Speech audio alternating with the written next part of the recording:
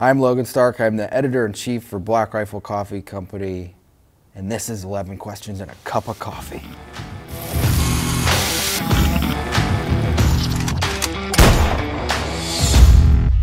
I'm a purist. Nothing but paper, glass, and coffee. I do pour over. 99% of my days are a Chemex on a scale, 1:16 ratio with a lighter roast. I do not like dark roast. Essentially what you do, the longer you roast a coffee bean, the more carbon that you put into it, and I think it takes away the actual taste profile of coffee. So I'm a light roast guy through a pour over, whether that's in the outdoors or in my home. And then my secondary go-to, as far as on the road, is the AeroPress. It's like espresso in a Tupperware.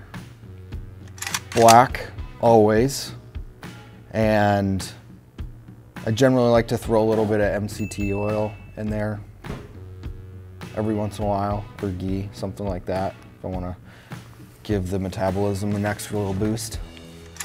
There's a picture of me making coffee in my GSI French press in a remote patrol base in Afghanistan. It was like the one thing that really kept me sane throughout my time in Afghanistan. Is I would take that 15 minutes every morning. I would shut out everything that was going on, everything that had to be done that day, and I would just focus on the process of making that cup of coffee. And that was one thing that was never in short supply. When I was deployed, it was like you had at least 100 pounds of coffee to choose from at any given time. We just had oodles of it sent over to us. You know, not to be a super Debbie Downer here, but the toughest thing I've ever done was like bury my friends. You know, losing guys on deployment overseas, like that never leaves, man. And I can't think of a more difficult thing that I've ever done physically that would trump that. And it's just a reality. It lives with me every day. I think that exact thing, like having to live with the memory of those people that we lost, like that's a tremendous weight and a tremendous driving force. Like I can't not live a good life. Like I owe it to those guys to like live every single day to its maximum potential. And that's what I do before I close my eyes and go to bed. Is like, am I living right by these dudes? Like, am I making up for the fact that they're no longer here and living a life that they would have wanted me to live and doing things that they would have wanted to do? And not really falling into a rut of not being happy with my situations or not doing exactly what I want to be doing every single day. And that's the most important driving force in my life, bar none.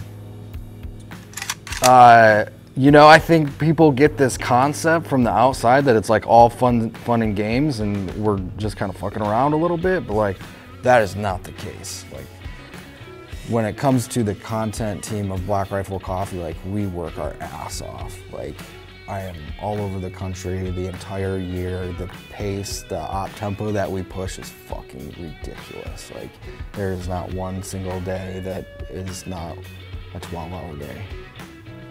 I define success by happiness. Like if I'm happy, that's the biggest driving factor towards all of that. Is if I'm making the decisions in my life to ensure that I am happy, that eludes out of me. And that becomes like a, you know, sort of your aura, so to speak. Like if I'm happy, I'm inflicting happiness onto others. And I think that's the biggest driving force in creating a good environment that people want to be in. It's like that's it. So like it's not about the money. Like get your money situation to where that also makes you happy. But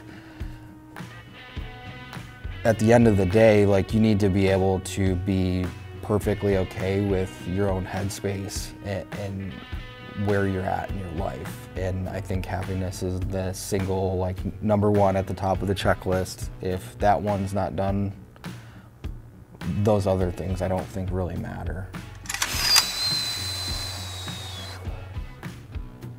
I gotta go mountains. Even though I'm a Marine, it's like I have this image of like what my head is gonna, or like I have this image in my head of what my perfect home would be, and like the view from that, and it's snow-capped mountains with a lake and pine trees, and like that air so fresh and crisp you can almost taste it, and that view that like like you could walk out your back door, you could go hunt, you could go shoot, you could go for a hike, you could go out with your animals and be self-sustaining in that. I would want to have the ability to release DMT into my brain anytime I want.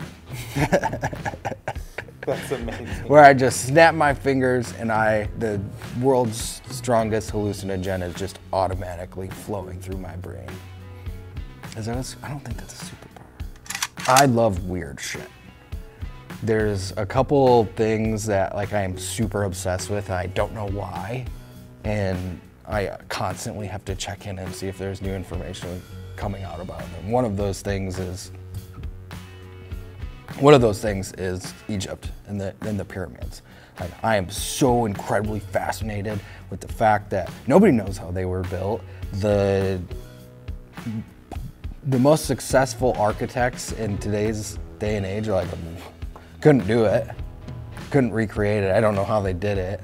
And then the mythology behind it, like, well, it was aliens. Well, I don't think it was aliens, but they definitely were doing stuff, and they had knowledge that we can't comprehend at this point, and how they got that done and just like baffles us. And that like trying to just put more information in my own brain about that is extremely rewarding for me for some reason.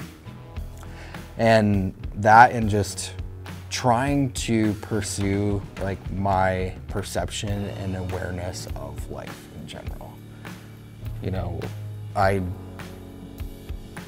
dabble in a lot of different things, and the idea of being able to open your consciousness to new and different things just through what you put in your body is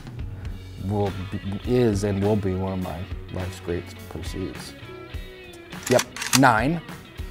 I would immediately blind myself, and then I would learn echolocation and basically be like Denzel Washington in Book of Eli. Do you have a go-to place in mind when things start to really go to hell? No, you can't have that. Because if it actually happened and it went down in a super shitty way, you more than likely wouldn't be able to access it. There would be too much chaos. Like, I think you could, like, I don't even think you can line that up. You have to be able to survive anywhere.